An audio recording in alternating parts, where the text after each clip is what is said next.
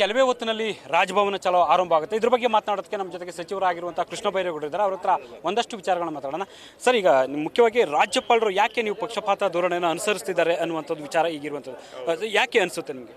ಅವರು ಗವರ್ನರ್ ಕೆಲಸ ಮಾಡೋದು ಬಿಟ್ಟು ಅವ್ರು ರಾಜಕೀಯ ಮಾಡ್ತಾ ಇದ್ದಾರೆ. ಸಂವಿಧಾನ ಏನು ಹೇಳುತ್ತೆ, ಗವರ್ನರು ಪಕ್ಷ ರಾಜಕೀಯದಿಂದ ಮೇಲೆ ಇರಬೇಕು, ಯಾವ ಪಕ್ಷದ ಪರವಾಗಿ ಕೆಲಸ ಮಾಡಬಾರದು, ನಿಷ್ಪಕ್ಷಪಾತವಾಗಿ ಕೆಲಸ ಮಾಡಬೇಕು ಅಂತ. ಆದರೆ ಇಲ್ಲಿ ರಾಜ್ಯಪಾಲರು ಅವರು ಪಕ್ಷಪಾತಿಯಾಗಿ ಕೆಲಸ ಮಾಡ್ತಾ ಇದ್ದಾರೆ, ಒಂದು ಪಕ್ಷದ ಏಜೆಂಟ್ ಆಗಿ ನಡ್ಕೋತಾ ಇದ್ದಾರೆ. ಪಕ್ಷ ರಾಜಕಾರಣದಿಂದ ಮೇಲೆ ಇರಬೇಕಾದಂಥ ಗವರ್ನರು ಇವತ್ತು ಪಾರ್ಟಿ ಪಾಲಿಟಿಕ್ಸನ್ನು ಮಾಡ್ತಾ ಇದ್ದಾರೆ. ನಾವು ಇಷ್ಟೇ ಕೇಳ್ತಾ ಇದ್ದೇವೆ, ಏನು ಲೋಕಾಯುಕ್ತದವರು ಕೊಟ್ಟಿರೋ ರಿಪೋರ್ಟ್ಗೆ ಕವಡೆ ಕಾಸಿನ ಕಿಮ್ಮತ್ತು ಇಲ್ವಾ?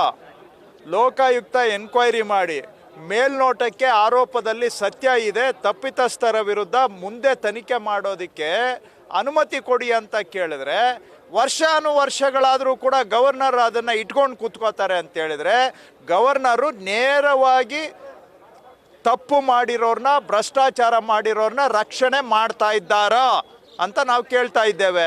ನೀವಿರೋದು ತಪ್ಪು ಮಾಡಿದವ್ರಿಗೆ ಶಿಕ್ಷೆ ಕೊಡೋದಕ್ಕ ಅಥವಾ ಭ್ರಷ್ಟಾಚಾರ ಮಾಡಿದವ್ರಿಗೆ ರಕ್ಷಣೆ ಕೊಡೋದಕ್ಕ? ಅವ್ರು ತಪ್ಪು ಮಾಡಿದ್ದಾರೆ ಅಂತ ಹೇಳ್ತಾ ಇರೋದು ನಾವಲ್ಲ ಸ್ವಾಮಿ, ಲೋಕಾಯುಕ್ತ ಹೇಳ್ತಾ ಇದ್ದಾರೆ. ಲೋಕಾಯುಕ್ತ ಹೇಳಿದ ಮೇಲೆ ಗವರ್ನರು ಏನು ಒಪ್ಪೋದಿಲ್ವ ಅದನ್ನು? ಹಾಗಾದರೆ ಲೋಕಾಯುಕ್ತ ಯಾಕಿರಬೇಕು? ಕಿತ್ತು ಬಿಸಾಕ್ಬಿಡಿಲ್ಲ, ಗವರ್ನರ್ ಬರ್ಕೊಡ್ಲಿ, ಇಲ್ಲ ರೀ ನಿಮ್ಮ ಲೋಕಾಯುಕ್ತ ಸರಿ ಇಲ್ಲ, ಈ ಲೋಕಾಯುಕ್ತನೇ ಬೇಡವೇ ಬೇಡ, ಮುಚ್ಚಾಕ ಕೇಳಿ ಲೋಕಾಯುಕ್ತನ. ಲೋಕಾಯುಕ್ತದವ್ರು ಎನ್ಕ್ವೈರಿ ಮಾಡಿ ರಿಪೋರ್ಟ್ ಕೊಟ್ಟರು ಕೂಡ ನೀವು ಅದನ್ನು ಕಸದ ಬುಟ್ಟಿಗೆ ಹಾಕ್ತೀರಿ ಅಂತ ಹೇಳಿದರೆ ಲೋಕಾಯುಕ್ತ ಯಾಕಿರಬೇಕು? ಭ್ರಷ್ಟಾಚಾರ ಹೋರಾಟ ಮಾಡೋದೇ ಬೇಡ ಹಾಗಾದರೆ? ಭ್ರಷ್ಟಾಚಾರದಲ್ಲಿ ಎಲ್ಲರೂ ಮುಳುಗಿ ಹೋಗ್ಬೇಕಾ? ಇವತ್ತು ಭ್ರಷ್ಟಾಚಾರಿಗಳನ್ನು ರಕ್ಷಣೆ ಮಾಡುವಂಥ ಕೆಲಸ ರಾಜ್ಯಪಾಲರು ಯಾಕೆ ಮಾಡ್ತಾ ಇದ್ದಾರೆ? ಜೊತೆಗೆ ಅವ್ರಿಗೊಂದು ಕಾನೂನು, ನಮಗೊಂದು ಕಾನೂನಾ? ನಮಗೆ ದಾರಿಯಲ್ಲಿ ಹೋಗೋರು ಬಂದು ನಮ್ಮ ಮೇಲೆ ಅರ್ಜಿ ಕೊಟ್ಟರೆ ಅದನ್ನು ಪರ್ಮಿಷನ್ ಕೊಡ್ತೀರಿ, ಲೋಕಾಯುಕ್ತರು ಕೊಟ್ಟಿದ್ದ ರಿಪೋರ್ಟನ್ನು ನೀವು ಕಸದ ಬುಟ್ಟಿಗೆ ಹಾಕ್ತೀರಿ. ಈ ಪಕ್ಷಪಾತ ಧೋರಣೆದ ವಿರುದ್ಧವಾಗಿ ನಾವು ಹೋರಾಟವನ್ನು ಮಾಡ್ತಾ ಇದ್ದೇವೆ. ದೆಹಲಿ ಮಟ್ಟದಲ್ಲಿ, ರಾಷ್ಟ್ರ ಮಟ್ಟದಲ್ಲಿ ಏನಾದರೂ ಹೋರಾಟ ಆಗುತ್ತೆ? ಯಾಕಂದ್ರೆ ರಾಷ್ಟ್ರಪತಿಗಳನ್ನ ಭೇಟಿಯಾಗಿ ರಾಜ್ಯಪಾಲರನ್ನ ವಾಪಸ್ ಕರೆಸ್ಕೊಳ್ಬೇಕು ಅನ್ನುವಂಥ ಒತ್ತಾಯ ನಿಮ್ಮ ಸಚಿವರೆಲ್ಲರೂ ವ್ಯಕ್ತಪಡಿಸ್ತಾ ಇದ್ದಾರೆ ಕೆಲವರು. ನೋಡಿ, ಈಗಲಾದರೂ ರಾಜ್ಯಪಾಲರು ಎಚ್ಚೆತ್ಕೊಂಡು ಸಂವಿಧಾನ ಪ್ರಕಾರವಾಗಿ ಕೆಲಸ ಮಾಡಿದರೆ ಅವ್ರಿಗೆ ನಾವು ಗೌರವ ಕೊಡ್ತೇವೆ. ಅವರು ಮುಂದೇನೂ ಕೂಡ ಸಂವಿಧಾನವನ್ನು ಕಡೆಗಣಿಸಿ ಸಂವಿಧಾನಕ್ಕೆ ಅಪಚಾರ ಮಾಡಿದರೆ ಮುಂದೆ ನಾವು ಹೋರಾಟ ಇಲ್ಲಿಗೆ ನಿಲ್ಲೋದಿಲ್ಲ. ಮುಂದೆ ಇನ್ನೂ ನಮಗೆ ಹೆಜ್ಜೆಗಳು ಇದ್ದಾವೆ, ಆ ಹೆಜ್ಜೆಗಳನ್ನು ಕಾಲಕ್ಕೆ ನಾವು ಇಡ್ತೇವೆ. ಬಿಜೆಪಿ ಜೆಡಿಎಸ್ ಅಜೆಂಡಾ ಸರ್ಕಾರವನ್ನು ಅಸ್ಥಿರಗೊಳಿಸುವಂಥದ್ದು ಪ್ರಯತ್ನದ ಭಾಗವಾಗಿ ರಾಜ್ಯಪಾಲರನ್ನು ಬಳಸ್ಕೊಳ್ತಿದ್ದಾರೆ ಅಂತ ನಿಮ್ಮ ಆರೋಪ? ನೇರವಾಗಿ ಹೌದು. ಈಗ ಹಿಂದೆ ಆ ಎನ್ಫೋರ್ಸ್ಮೆಂಟ್ ಡೈರೆಕ್ಟರೇಟು ಇ ಡಿ ಅವ್ರನ್ನ ಆಫೀಸರ್ಗಳನ್ನ ಬಿಟ್ಬಿಟ್ಟು ಸಿದ್ದರಾಮಯ್ಯನವ್ರ ಮೇಲೆ, ಡಿ ಕೆ ಶಿವಕುಮಾರ್ ಮೇಲೆ ಸುಳ್ಳು ಕೇಸನ್ನು ದಾಖಲು ಮಾಡೋಕ್ಕೆ ನೋಡಿದರು. ಆವಾಗ ಸಿಕ್ಕಾಕೊಂಡ್ಬಿಟ್ರು ಅದರಲ್ಲಿ. ಅದಾಗಲಿಲ್ಲ ಅಂತೇಳಿ ಇವಾಗ ಅದು ಕೋರ್ಟಲ್ಲಿ ಹೋಗಿ ಸಿಕ್ಕಾಕೊಂಡಿದೆ ಅಂತೇಳಿ ಇವಾಗ ಗವರ್ನರ್ನ ಮುಂದಿಟ್ಕೊಂಡು ನಮ್ಮ ಸರ್ಕಾರ ಬೀಳಿಸೋದಕ್ಕೆ ಪ್ರಯತ್ನ ಮಾಡ್ತಾ ಇದ್ದಾರೆ. ಪ್ರಹ್ಲಾದ್ ಜೋಶಿ ಹೇಳಿದ್ದಾರೆ, ಕುಮಾರಸ್ವಾಮಿ ಅವರು ಹೇಳಿದ್ದಾರೆ, ಈ ಏನು ಸರ್ಕಾರ ಇರೋದಿಲ್ಲ, ನಾವು ಬೀಳಿಸ್ತೀವಿ ಅಂತ. ಮೊನ್ನೆ ಆರ್ ಅಶೋಕ್ ಅವರು ಹೇಳಿದ್ದಾರೆ, ಏನು ರಾಜ್ಯಪಾಲರು ಆಡಳಿತ ಸರ್ಕಾರವನ್ನು ವಜಾ ಮಾಡಬೇಕು ಅಂತ ಹೇಳಿದ್ದಾರೆ.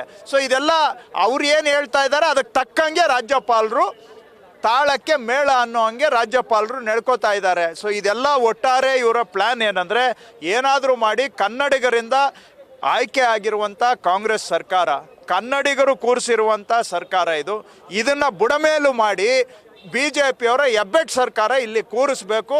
ಅವ್ರು ಹೇಳ್ದಂಗೆ ಕೇಳಿಕೊಂಡು ನಡೆಯಬೇಕು. ಕರ್ನಾಟಕದ ಸ್ವಾಭಿಮಾನವನ್ನು ಅವ್ರಿಗೆ ನಾವು ಅಡವಾಗಿ ಇಡಬೇಕು. ಅವ್ರು ಅವರು ಹೇಳಿದಾಗೆ ನಡೆಯುವಂಥ ಸರ್ಕಾರ ಇಲ್ಲಿ ಬೇಕು. ಇದರ ಪಾತ್ರ ಇವತ್ತು ಗವರ್ನರ್ ಅವರು ಕೂಡ ಇದರಲ್ಲಿ ಒಬ್ಬ ಪಾತ್ರಧಾರಿಯಾಗಿ ಕೆಲಸ ಮಾಡ್ತಾ ಇದ್ದಾರೆ. ಕೊನೆಯದಾಗಿ ಸಿದ್ದರಾಮಯ್ಯವ್ರನ್ನ ಕೆಳಗಿಳಿಸೋದು ಅಷ್ಟು ಸುಲಭ ಇದೆಯಾ ಅಂತ? ನೋಡಿ, ಸಿದ್ದರಾಮಯ್ಯನವ್ರನ್ನ ಒಬ್ಬರ ಮೇಲೆಲ್ಲ ಇದು ದಾಳಿ. ಸಿದ್ದರಾಮಯ್ಯನವ್ರನ್ನ ಟಾರ್ಗೆಟ್ ಮಾಡಿದ್ದಾರೆ ನಿಜ, ಆದರೆ ಇದು ಇಡೀ ಕನ್ನಡಿಗರ ಮೇಲೆ ದಾಳಿ. ಯಾಕೆಂದರೆ ಇವತ್ತು ಸಿದ್ದರಾಮಯ್ಯನವರ ನೇತೃತ್ವದಲ್ಲಿ ಇರುವ ಸರ್ಕಾರ, ಸಿದ್ದರಾಮಯ್ಯನವರು ತಾನಾಗಿ ತಂದು ಬಂದು ಕುರ್ಚಿಯಲ್ಲಿ ಕೂತ್ಕೊಳ್ಳಿಲ್ಲ. ನನ್ನನ್ನು ನಾನು ಮಿನಿಸ್ಟ್ರಾಗಿ ಅಪಾಯಿಂಟ್ ಮಾಡ್ಕೊಂಡಿಲ್ಲ. ಕನ್ನಡಿಗರು ಓಟ್ ಹಾಕಿ ನಮ್ಮನ್ನ ಇಲ್ಲಿ ಕೂರಿಸಿದ್ದಾರೆ.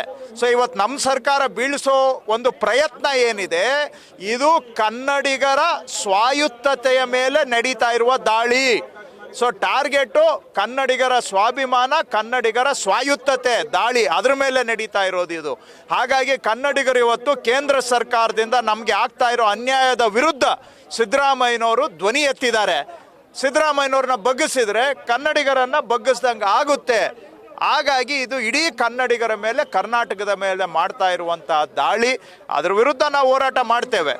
ಸೊ ಇದಿಷ್ಟು ಕೂಡ ಸಚಿವರಾಗಿರುವಂತಹ ಕೃಷ್ಣ ಬೈರೇಗೌಡರವರ ಸ್ಪಷ್ಟವಾದ ಮಾತುಗಳು. ಕ್ಯಾಮರಾ ಪರ್ಸನ್ ರಘು ಜೊತೆ Harish Kakolli, first Bengaluru news first ನಿರ್ಭೀತಿಯಿಂದ ನಿಮ್ಮ ಪರವಾಗಿ.